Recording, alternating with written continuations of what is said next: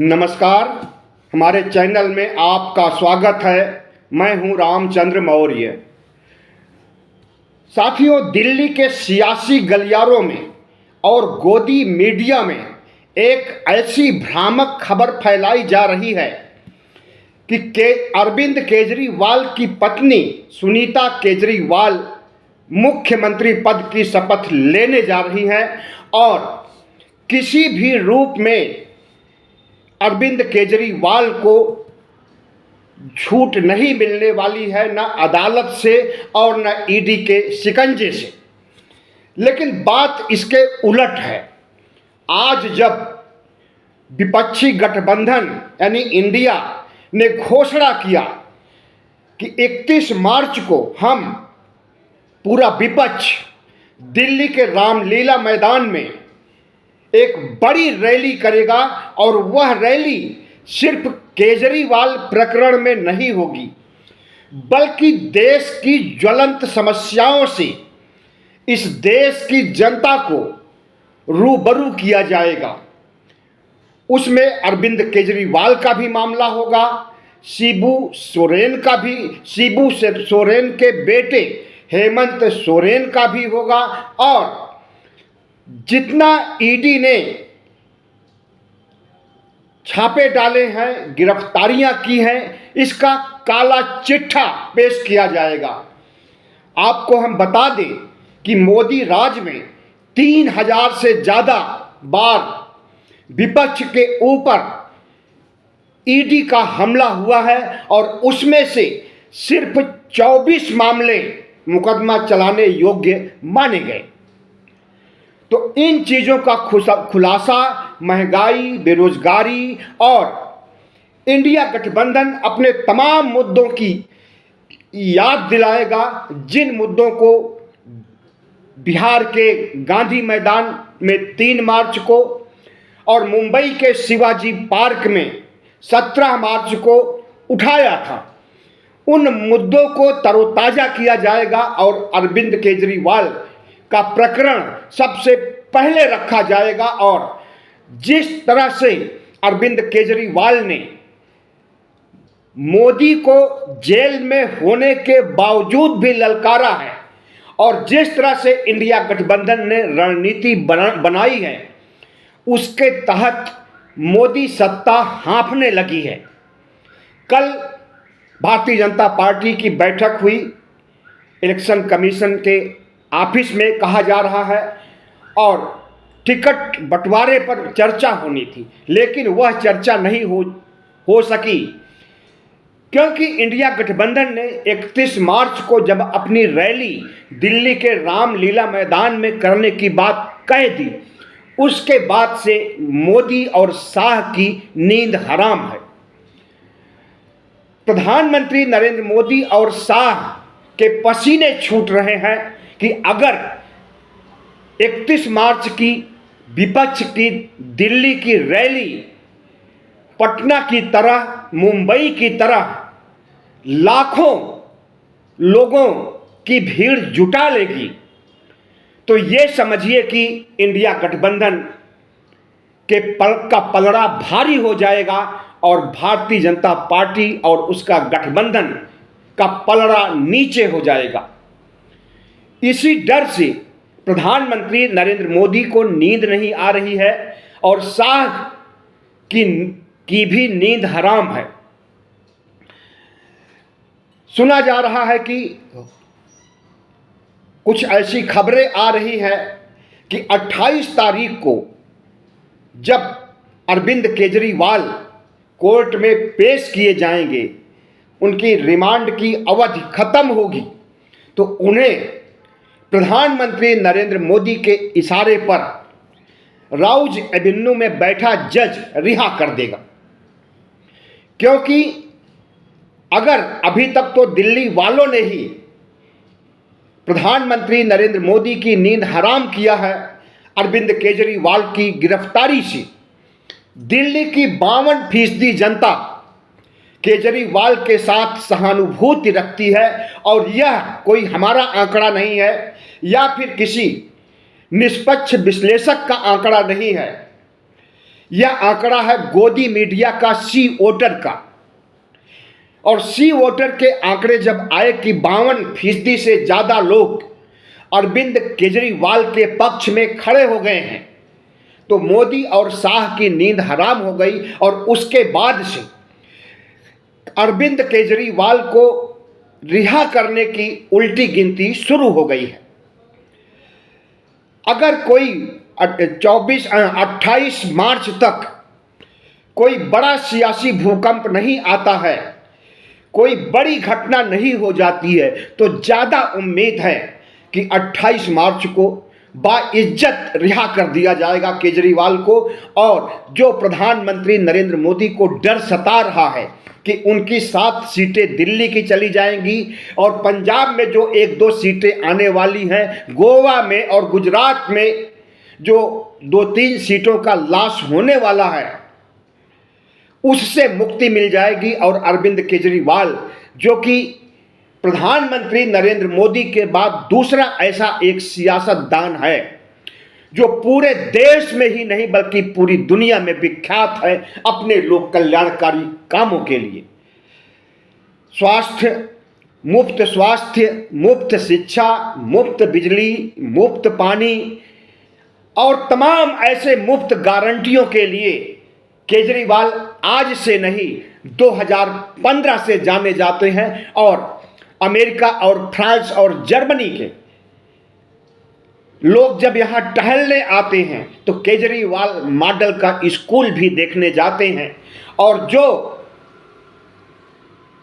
राष्ट्र अध्यक्ष आते हैं उनकी पत्नियां भी वहां पर जाती हैं, स्कूलों में भी और अस्पतालों में भी, और भूरी भूरी सराहना करती हैं। आज जब कल 21 तारीख को जब अरविंद केजरीवाल की गिरफ्तारी हो गई तो जितना बड़ा भूकंप दिल्ली में आया उससे कहीं बड़ा भूकंप पूरे देश में आया और पूरी दुनिया में आया। जर्मनी ने हिला दिया अपने बयान से नरेंद्र मोदी को। तो अरविंद केजरीवाल की गिरफ्तारी मोदी के लिए न सिर्फ इस देश में भारी पड़ने वाली है बल्कि विदेशों में, खास करके विकसित देशों में जहां पर दिल्ली मॉडल की चर्चा होती है, दिल्ली के विकास कार्यों की चर्चा होती है और अरविंद केजरीवाल की पीठ थपथपाई जाती है। तो साथियों, होली का माहौल चल रहा है, लगभग पूरा देश सराबोर है रंगों में, रंगों की खुशियों में, होली की खुशियों में। इस वक्त जब वीडियो बना रहे हैं तो देश के तमाम जगहों पर होलिका दहन किया जा रहा है, लेकिन यह होलिका दहन कितना जायज है, कितना नाजायज है, इसके लिए हम अलग वीडियो बनाएंगे। लेकिन आज हम यही चर्चा करना चाहेंगे कि दिल्ली में आम आदमी पार्टी और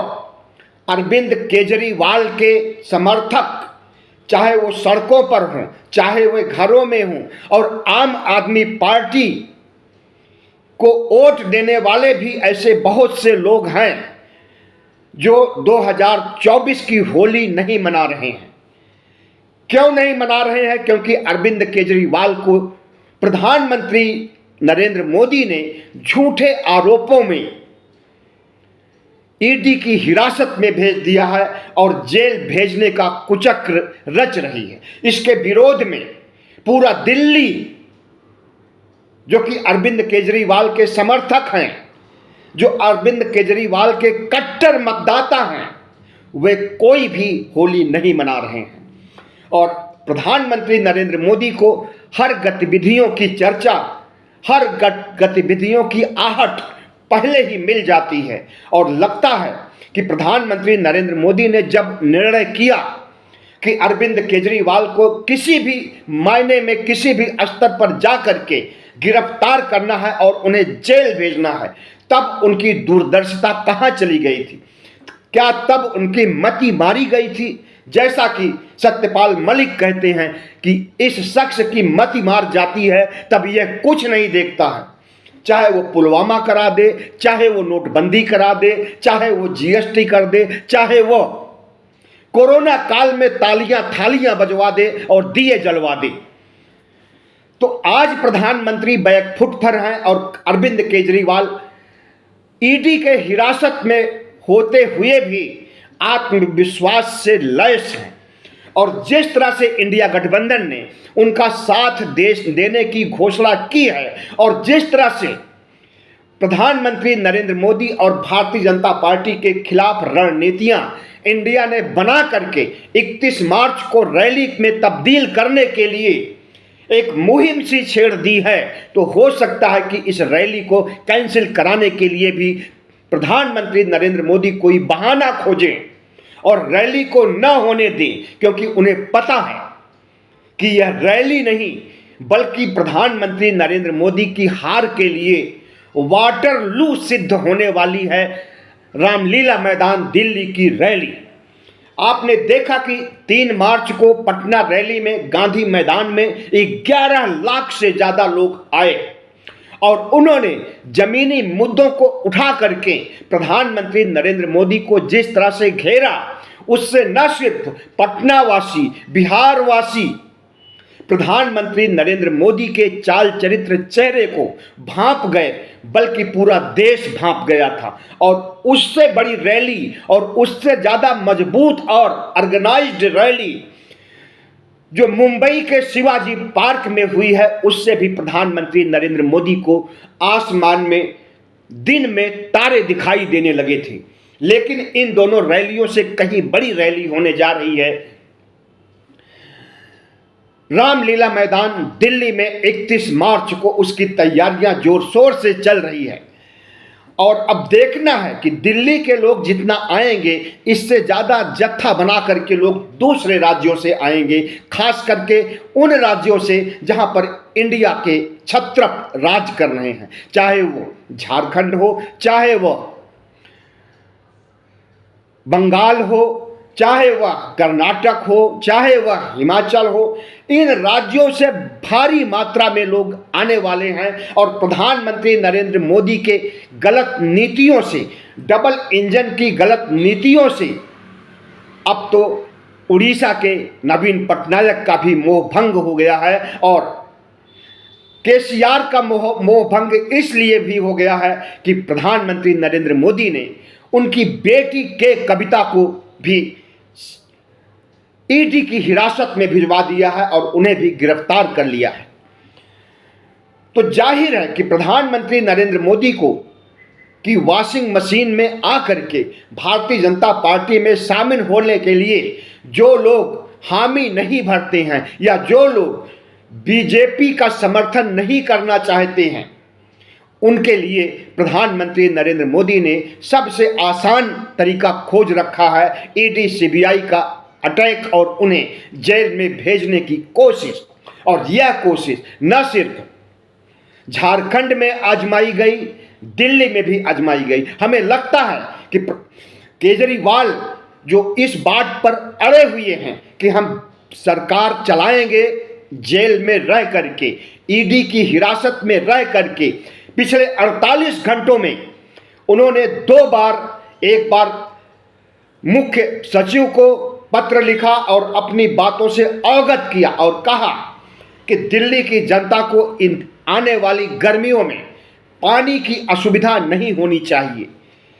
पानी की सप्लाई हर जगह होनी चाहिए और जहां पर पानी की सप्लाई में कोई परेशानी आए वहां पर टैंकर के द्वारा पानी भेजा जाना चाहिए।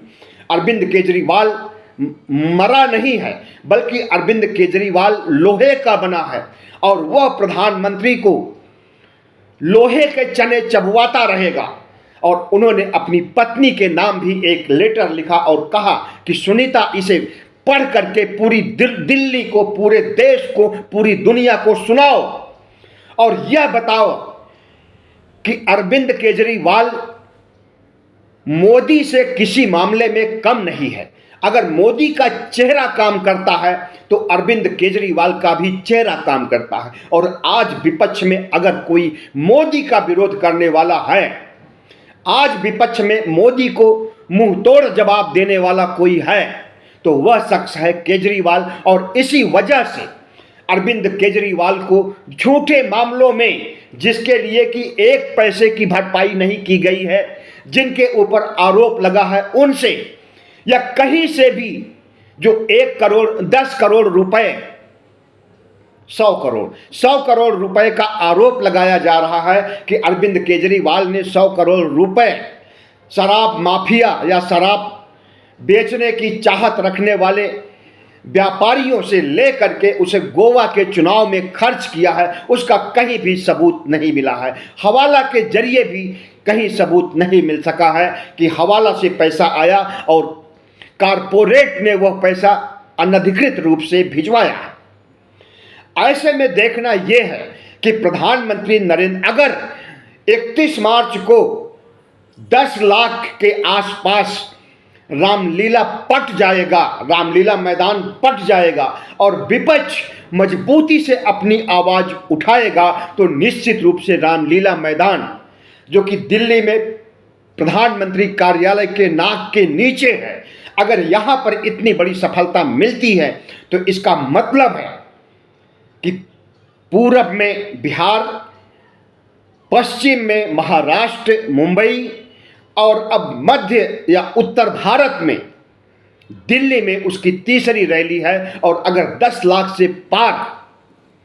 भीड़ इकट्ठा होती है तो मोदी शाह के न सिर्फ पसीने छूट जाएंगे बल्कि केजरीवाल के सामने माफी मांगते हुए उन्हें रिहा भी किया जाएगा। अब देखना यह है कि जिस तरह से सुनीता केजरीवाल ने प्रेस कॉन्फ्रेंस करके अपनी बात को रखा है और केजरीवाल के संदेश को दिल्ली की जनता और देश की जनता तक पहुंचाया है, दुनिया के देशों तक पहुंचाया है, इससे बहुत बड़ा राजनीतिक फायदा मिलने वाला है आम आदमी पार्टी को और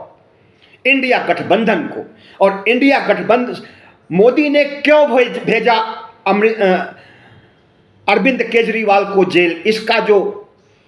मुख्य कारण है वो यही माना जा रहा है कि अरविंद केजरीवाल को इंडिया गठबंधन से दूर हटने की बात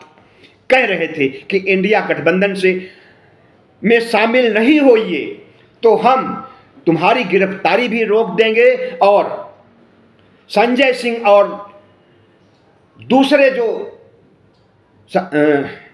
जैन जो कि स्वास्थ्य मंत्री थे, सत्येंद्र जैन, उन्हें भी रिहा कर दिया जाएगा। लेकिन अरविंद केजरीवाल नहीं झुके और उन्होंने कहा कि हमने इंडिया से समझौता कर लिया है और उस समझौते के तहत ही चुनाव लड़ेंगे। बस इसके बाद मोदी की भ्रिकुटी तनी, शाह की भ्रिकुटी तनी और उन्हें पलक झपकते ही जेल के रास्ते पर भेज दिया गया और ईडी की हिरासत में कोर्ट के माध्यम से भिजवा दिया गया। कोर्ट के माध्यम से हम यूं कह रहे हैं कि गुजरात में जो कुछ हुआ राहुल गांधी के खिलाफ, गुजरात की लोअर कोर्ट से लेकर के हाई कोर्ट ने जिस तरह से बेजा इस्तेमाल किया नरेंद्र मोदी ने अदालतों का, उसे सारे देश ने देखा है, पूरी दुनिया ने देखा है। और फिर सुप्रीम कोर्ट ने उसी मामले में चुटकी बजाते बजाते रिहा कर दिया आरोपों से राहुल गांधी को और उनकी संसद सदस्यता भी बहाल करा दी और उन्हें सरकारी घर भी मुहैया करा दिया। तो प्रधानमंत्री नरेंद्र मोदी के हाथों में आज अदालतें भी आ गई हैं, छोटी अदालतें और हाई कोर्ट तक तो देखा गया है। लेकिन हमारे पास तो ये सबूत है कि प्रधानमंत्री नरेंद्र मोदी और आरएसएस के हाथ इतने लंबे हैं कि वह सुप्रीम कोर्ट तक को अपने दायरे में ले चुके हैं। चाहे वो राफेल का मामला हो, चाहे वह राम मंदिर और बाबरी मस्जिद विवाद का मामला हो, कोर्ट ने एक तरफा फैसला सुनाया और राम मंदिर के मामले में जो फैसला सुनाया उस फैसले पर किसी जज का हस्ताक्षर भी नहीं किया गया।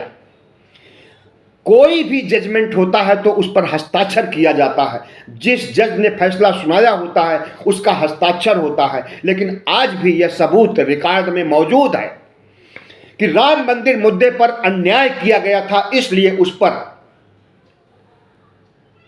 साइन नहीं किया उस समय के जजों ने। और उन जजों को किस तरह से सरकारी लाभ से नवाजा गया उसे आपने अच्छी तरह से देखा कि उस समय के चीफ जस्टिस रंजन गोगोई को राज्यसभा में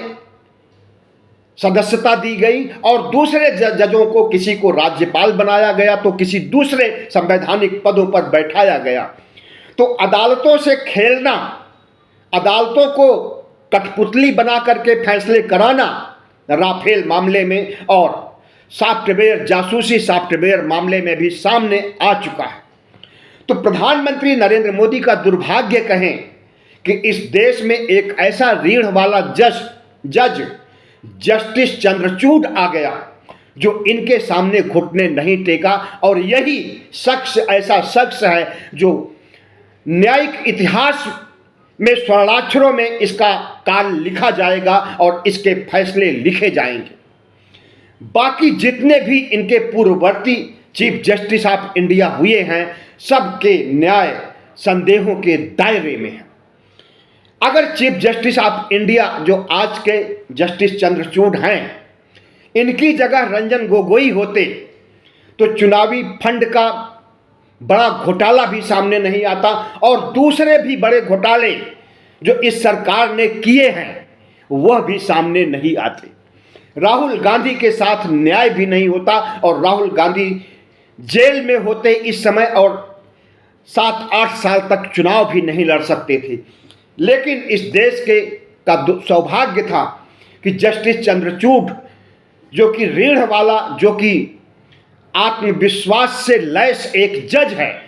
जो कि संविधान और कानून के दायरे में फैसले सुनाता है, किसी की मुंहदिखी नहीं करता है, किसी के सामने गिड़गिड़ाता नहीं है, किसी के सामने झुकता नहीं है, ऐसे शख्स ने देश की इज्जत बचा ली है। और प्रधानमंत्री नरेंद्र मोदी के महाघोटाले को उजागर करके चुनावी चंदे को, जो एक कानूनी और नैतिक रूप से घोटाला किया जा रहा था 2017-18 से, उस पर रोक लगा दिया और जितने घोटाले हुए थे सबको सार्वजनिक करके नंगा कर दिया प्रधानमंत्री नरेंद्र मोदी को। तो जो सियासत चल रही है दिल्ली में और पूरे देश में, उसके केंद्र बिंदु में आज अगर कोई है तो अरविंद केजरीवाल हैं और नरेंद्र मोदी हैं। चाहे वो ईवीएम को हटाने का मामला हो, चाहे लोकतंत्र को बचाने का मामला हो, चाहे संविधान को बचाने का मामला हो, जब एक बार राजा डर जाएगा तो वो झुक जाएगा और उसके बाद उससे सभी बातें मनवाई जा सकती हैं और वह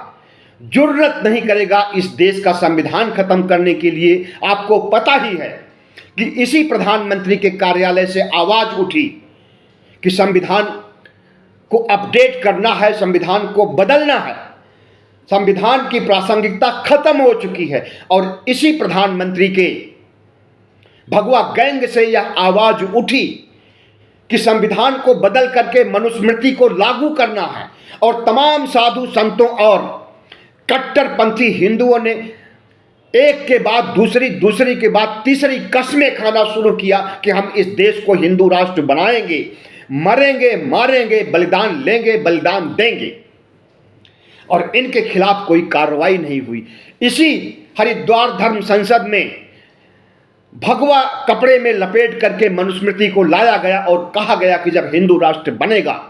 तो यही संविधान लागू होगा। और वह संविधान पेश करने वाला कोई और नहीं, भारतीय जनता पार्टी का नेता अश्विनी उपाध्याय, जो सुप्रीम कोर्ट में वकील भी हैं, एक पढ़े लिखे शख्स ने संसद को, संविधान को बदलने और संविधान का विकल्प पेश करने की बात कही थी। तो साथियों, देश आसन्न संकट की ओर बढ़ रहा है और सबसे बड़ा संकट है कि लोकतंत्र और संविधान खतरे में है। लेकिन आशा की एक किरण भी है कि इंडिया गठबंधन, जो कई झकझोर खाते हुए, कई हिचकोले खाते हुए आज प्रधानमंत्री नरेंद्र मोदी के लिए सिरदर्द बन गया है और फिर से इन्हीं की गलत नीतियों की वजह से, प्रधानमंत्री नरेंद्र मोदी की गलत नीतियों की वजह से फिर से इंडिया गठबंधन मजबूत हो गया है और एनडीए गठबंधन पर, मोदी के सियासत पर हावी हो गया है। और जिस तरह से इन्होंने अवसर दिया, चाहे वो अरविंद केजरीवाल की गिरफ्तारी हो, चाहे वो चुनावी चंदे का फंडा हो, चाहे वह संविधान को खत्म करने, लोकतंत्र को खत्म करने कि इनकी आवाज हो, जो कि इनके सांसद ने उठाया, जो कि इनके कार्यालय से बात उठाई गई, इन सब चीजों ने प्रधानमंत्री नरेंद्र मोदी और बीजेपी एनडीए को बैकफुट पर ला दिया है और इंडिया गठबंधन को जीत का रास्ता प्रशस्त कर दिया है। अब प्रधानमंत्री नरेंद्र मोदी और उनके चाणक्य के शाह को समझ में नहीं आ रहा है कि अरविंद केजरीवाल को 28 मार्च को रिहा कर दिया जाए या फिर उन्हें जेल भेजा जाए। लेकिन हम आशंका व्यक्त कर रहे हैं कि ज़्यादा उम्मीद है, 99% उम्मीद है कि 28 मार्च को अरविंद केजरीवाल बाइज्जत रिहा हो जाएंगे और इन्हीं का गोदी मीडिया चीख चीख करके कहेगा कि अरविंद केजरीवाल के खिलाफ ईडी कोई सबूत नहीं पेश कर पाया, इसलिए ऐसा हुआ है।